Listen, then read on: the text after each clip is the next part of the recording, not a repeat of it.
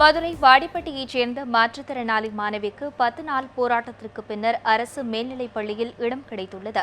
இதற்காக மாணவியும் அவரது தந்தையும் மேற்கொண்ட முயற்சி, அவர்களுக்கு உறுதுணையாக களத்தில் இறங்கிய நியூஸ்7 தமிழ் பற்றி இப்போது பார்க்கலாம். மதுரை வாடிப்பட்டி தாலுகா மேல நீரேத்தான் கிராமத்தை சேர்ந்தவர் திவ்யா. மாற்றுத்திறனாளி மாணவியான இவர் 10ஆம் வகுப்பு பொதுத் தேர்வில் 303 மதிப்பெண்கள் எடுத்து முதல் வகுப்பில் தேர்ச்சி பெற்றார். 60% மனவளர்ச்சி குன்றிய மாணவி திவ்யாவிற்கு 11ஆம் வகுப்பில் கணிப்பொறி அறிவியலுடன் கூடிய பாடப்பிரிவில் சேர்வதற்கு அனுமதி மறுக்கப்பட்டது. அதிர்ச்சியடைந்த திவ்யாவின் தந்தை இது குறித்து அரசு பள்ளியில் சென்று கேட்டபொழுது 11ஆம் வகுப்பு மற்றும் 12ஆம் வகுப்பிற்கு செயற்முறை தேர்வு உள்ளதால் அவரால் அதை செய்ய இயலாது எனவும் பள்ளியில் சேர்க்க இயலாது எனவும் தெரிவித்துள்ளனர். இதனால் இருவரும் மனவேதனை அடைந்தனர்.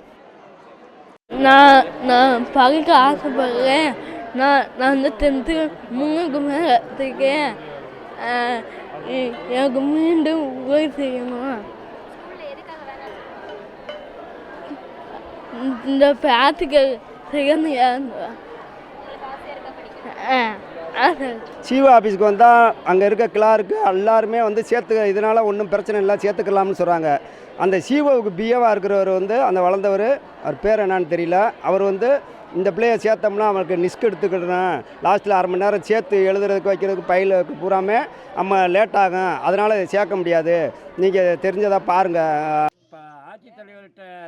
மகளின் உயர்கல்வி ஆர்வத்தை அறிந்த கூலி தொழிலாளியான திவ்யாவின் தந்தை திருப்பதி பள்ளியில் மட்டுமின்றி பள்ளி கல்வித்துறை அதிகாரிகள், மாவட்ட ஆட்சியர் வரை உதவி கேட்டுள்ளார்.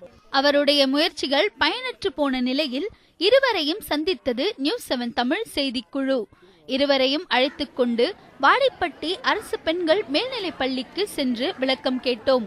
செய்திக்குழுவிற்கு அனுமதி மறுத்த தலைமை ஆசிரியர், மனவளர்ச்சி குன்றிய மாணவியருக்கு செய்துரை தேர்வு எழுதுவது சிரமமாக இருக்கும் எனவும் மாவட்ட முதன்மை கல்வி அலுவலர் அனுமதி கடிதம் அளித்தால் மட்டுமே பள்ளியில் சேர்க்க முடியும் என்றும் கூறினார். இதற்கிடையே உயர்நீதிமன்ற மதுரை கிளை இச்செய்தி குறித்து தாமாக முன்வந்து விசாரணை மேற்கொள்ளப் போவதாக கிடைத்த தகவலினால் நாம் கல்வித்துறை அதிகாரிகளை தொடர்பு கொண்டோம். அப்போது திவ்யாவை பள்ளியில் சேர்ப்பதற்கு அறிவுறுத்தியுள்ளதாக தெரிவித்தனர். இதன் பின்னர் மாற்றுத்திறனாளி மாணவியான திவ்யாவை பள்ளியில் சேர்ப்பதற்கான விண்ணப்ப படிவத்தினை பெற்று பள்ளியில் சேர்த்தனர். தான் பள்ளியில் சேர்க்கப்பட்டது குறித்து மிகவும் மகிழ்ந்த திவ்யா தன் மழலை கொஞ்சம் மொழியில் நன்றி தெரிவித்தார்.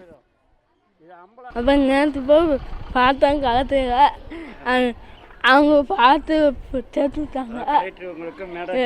ரொம்ப நன்றி. நன்றி.